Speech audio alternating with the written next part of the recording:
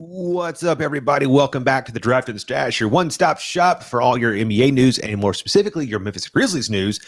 This is a late Memphis Monday video, but we had to get it out there because the Grizzlies made a big trade. But before we can talk about it, got to hit the intro. Morant with a running start. Oh my goodness!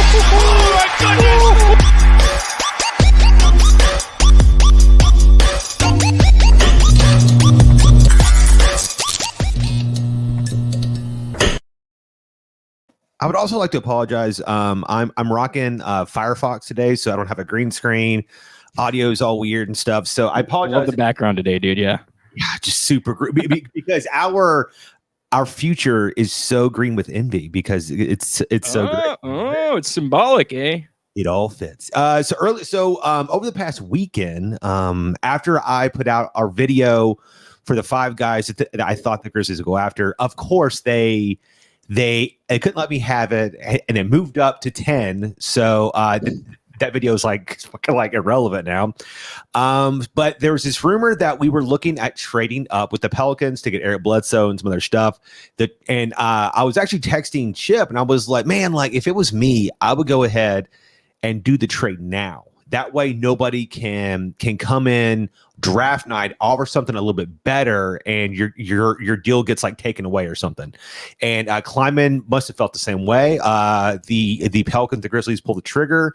But apparently, another trade that they tried to do was with Boston. They were trying to do basically like the same thing: Eric Bledsoe and the 10 for like Marcus Smart and like a pick in the 20s or something or whatever. But I guess Boston just wasn't in that. So let's go over what the pick. I'm sorry. Go ahead. Whoa. Okay. Hold on. Sorry. Just saw something on Twitter. We might now keep going, please. Okay. So let's pull up what was actually in the draft.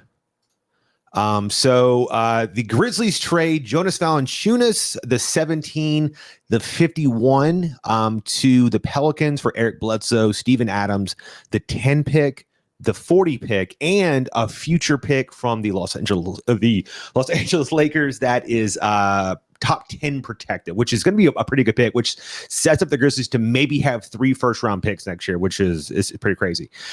So this basically, on paper, everybody's kind of like attacking the Grizz, being like, "Oh my God, they got fleeced," and it's like I don't feel that they got fleeced at all.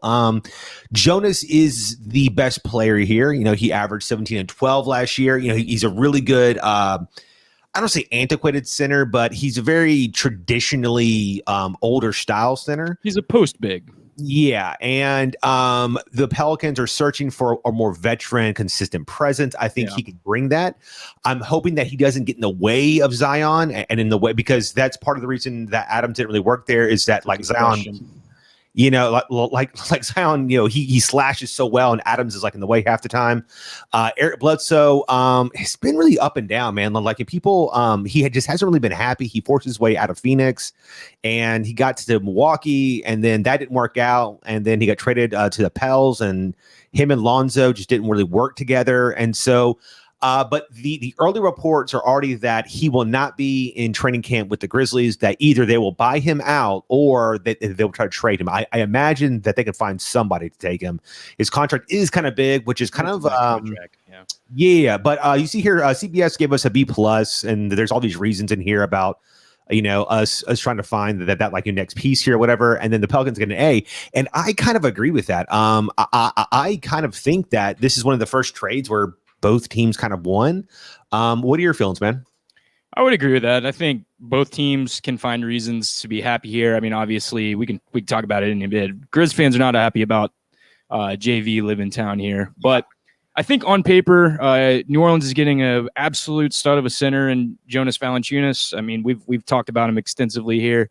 We may not be the biggest fans relative to other Grizz fans, but at the end of the day, I love Jonas. I'm sad to see him go, but I think. I don't care. Yeah, I know you're not super sad, but the only people who honestly didn't give a shit about him. He was a good presence on the team, man.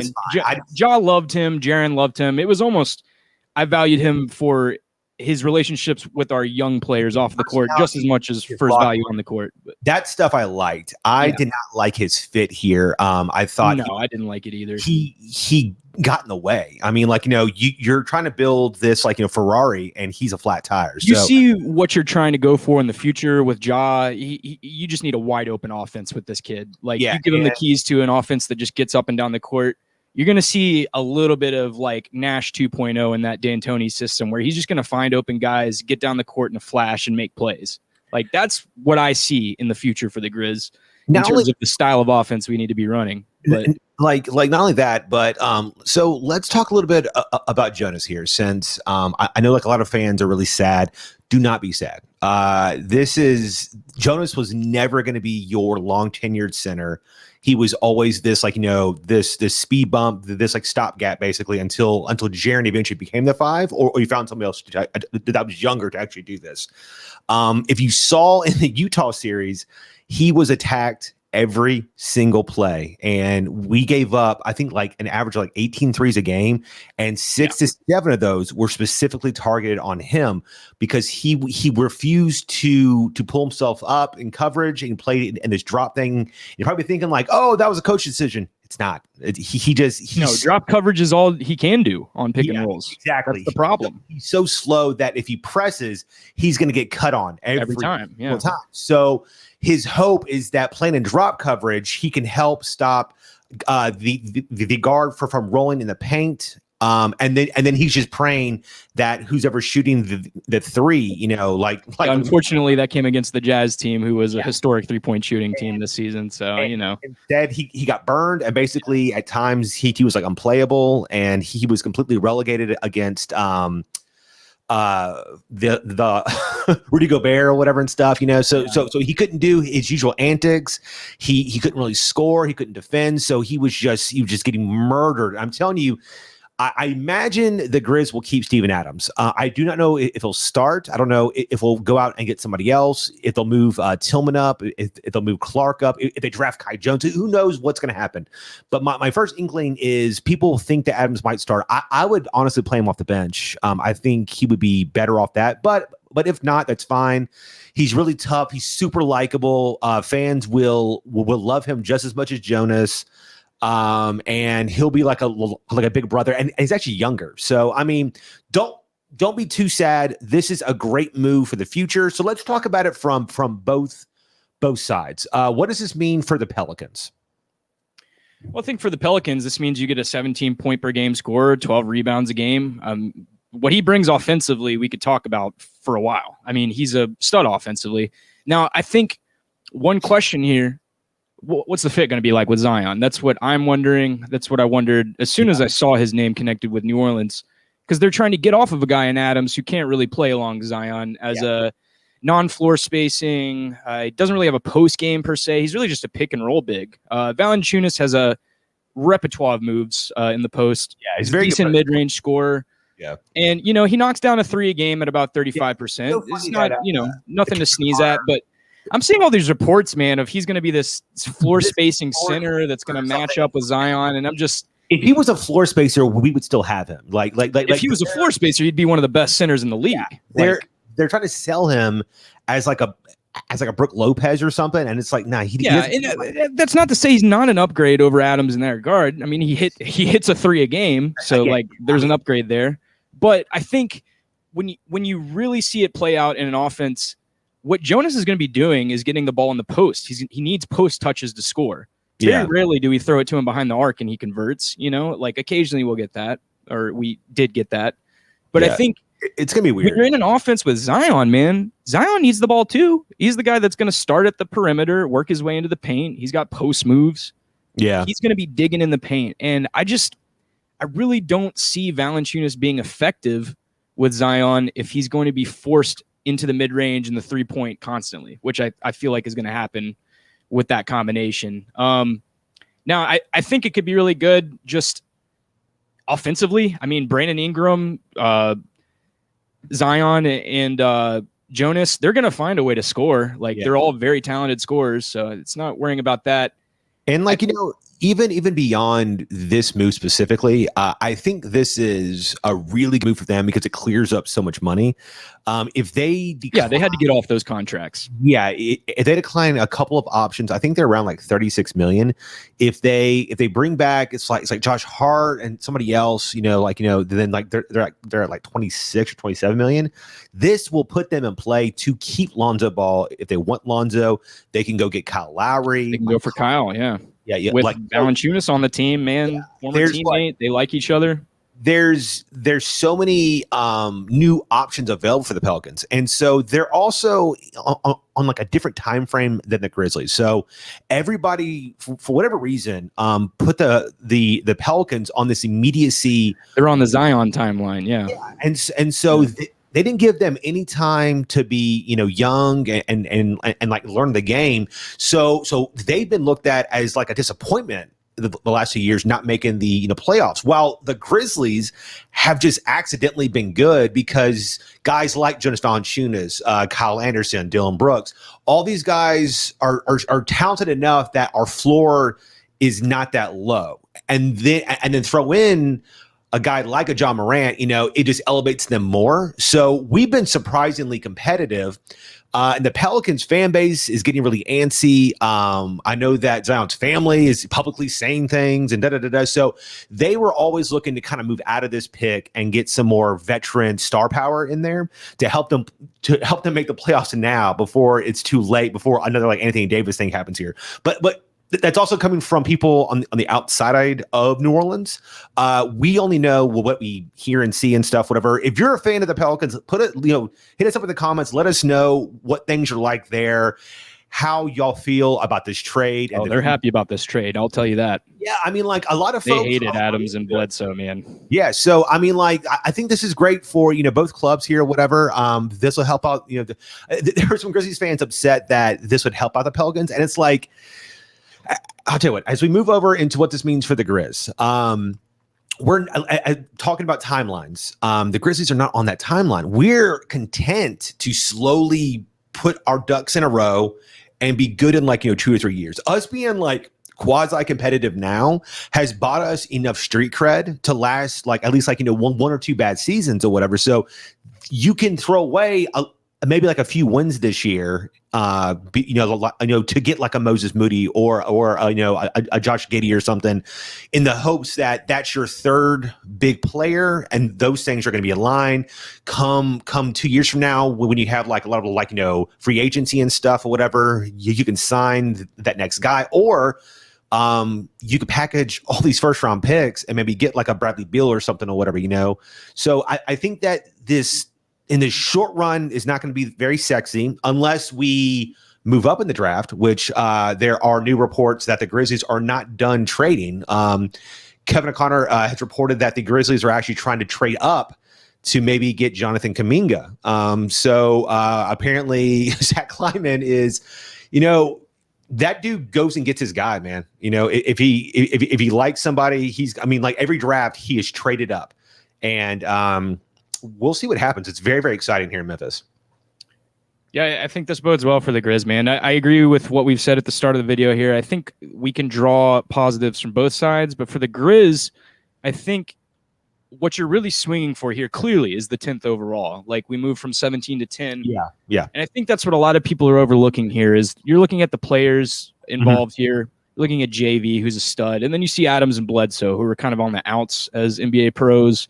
And not outs in terms of the league. I just mean their reputation is about as low as it's ever been. Yeah. And their contracts are higher than they've ever been. So, I bringing those guys on, I could see why people look at that at face value and get upset. But what this does is provides us flexibility for the future, and also adds a lot to the bank for Kleiman to play with when it comes to the draft. What if we could, there's okay, well, I tell you what, so I'll talk a little bit about the, Grizzlies current and the future and stuff, whatever. And then we'll move on talking possible picks and trades. So I think that this sets you up really well. If you get, let's say Josh, Giddey, he's this really offensive stalwart out of Australia. People say his game's a lot like Ball's game, because both of them played together on the same team. They have a lot of similarities. His jump shot, though, is not as good as balls. It's kind of slow. I've watched him do some stuff, and he's got it's got a long windup. Yeah, he's got a long. It's slow. Yeah, it's slow. It's almost like Rubio's, So there's a lot of like focus in it. I mean, he's really young. He can still work on that and get it better. If you look at somebody like John Conchar, his first year he didn't really shoot that well. He worked his ass off. And this past season, it became pretty solid around, I think, like 35% or so. So, I mean, like if he could just get to where it's over 30, where people can't leave him open, that's usable, whatever. But he is a playmaker, a rebounder. He can pass for real. I mean, like he has next level passing. I just don't know if his athleticism and his shot are going to be great. I personally would go with Moses Moody. I think he fits everything. But let's just say that you get one of those guys, it works out. You now have Ja Jaren, this player. It sets you up to make a real title run. And so you have to have a little bit of vision and weight, and everything. Have a little bit more patience. I think this is great. But who should the Grizz go after now at 10 as opposed to at 17? Well, we threw around a couple names just now. Yeah. Josh Giddey who's kind of being linked to the Grizz in rumors. Moses Moody, we brought in for a workout, I think a week or two ago. Actually, clearly like him. We brought him in for a workout. They talked to him in Chicago, and they had a workout with him this past weekend. Clearly they're a fan of Moody in LA, so that they've seen him a few times. Maybe this is for Moody, man. This is the Moody trade. But his draft stock is so hard to judge because he's anywhere from 8 to 18. So it's like it's so annoying. But I mean, if they're working him out twice and still seem interested, I buy it, man. They've also been linked to James Bouknight as well, who is this really awesome scorer out of UConn, 6'5" guard. He's a little wiry, but he's got some playmaking chops. His jump shot is his biggest question mark. Yeah. And, so that's you would hope to fix your long-term shooting with this pick if it's possible, whatever. But you would. I think, but the problem here with that is this draft is really top loaded with shooting. There's a lot of talent in the draft. It's deep. Yeah. But the further you get into it, 3-point shooting starts to fall off a cliff or becomes like the only skill that the player has. Okay. So I heard another rumor. What would you think about trading the 10 and something else to take on Buddy Hield's contract and get pick 9? So I saw. I think Fast Break Breakfast posted that. I don't know if they were being serious or not, but Buddy Hield, man, massive contract. I don't think the 9th gets you anywhere closer to Moody than you would have already been at 10. I think. One jump up. It depends on who we would have to include. If it was like, is it Grayson? If it was Grayson, sure. Sure. That'd be a huge upgrade. I think that he said Eric Bledsoe. It was Eric Bledsoe. Okay, that makes sense because then that would I actually would like that. I would like that because yes, we'd be taking on the massive Hield contract, but we'd be moving up a pick, further securing the chance that we'd get the guy we want. Moving off Bledsoe's awful contract. Yeah, I don't know. So I mean, but this is kind of what the Hawks did, right? Like 2 years ago when they got like Hunter, they traded. Yeah. They like traded up a few times and then ended up getting that they traded their 10 and something else to get pick 4, which is Hunter. Yeah, so I don't know. I mean, this is very exciting. It's the first time that we've had a really like aggressive GM and not just one that just lets the draft come to him. Kind of aggressive in draft time. Like Chris Wallace's GM he actually made some fairly savvy trades, but in terms of the draft. A lot of Wallace's trades were like Band-Aid trades where it was a short-term, fix for like a long-term problem, and then eventually you have to trade picks back and stuff. You're right about that. But he was good at the Band-Aid trades. It brought us Zebo, Tony Allen. There's a couple ones in there, but those are really, I'm nitpicking here. He was pretty awful by and large with the draft and a lot of other aspects of GMing. But it is super nice to have an active GM like Kleiman, man. I'll tell you. It's been great. So far he hasn't let us down. If we traded up to get Chris Duarte at 10, I will shoot myself live on stream. He said that earlier, man. I'm a Chris Duarte fan, but I think like you said, he's going to be there at 17, more likely than not. Yeah, it makes no sense. Like Moses Moody did what he did in his first year of college, while Chris played for 6 years in college. And I refuse to believe they would do that. Kleiman's too savvy, man. He moved up to get Bain specifically. Like the guy targets who he targets for a reason. I don't think he would have given up the best player on our team last year just to draft Chris Duarte 7 spots early. So. All right, guys, thank you so much. Let us know what you think of the trades. If it's good for the Grizzlies, if it's better for the Pelicans. Also, if something else breaks, we will make another video about that. Be sure to join us on Thursday. Chip will be back. We'll probably go live around a half hour before the draft, and we'll be taking questions and talking about all the moves and stuff, whatever. So until next time, let's go Griz.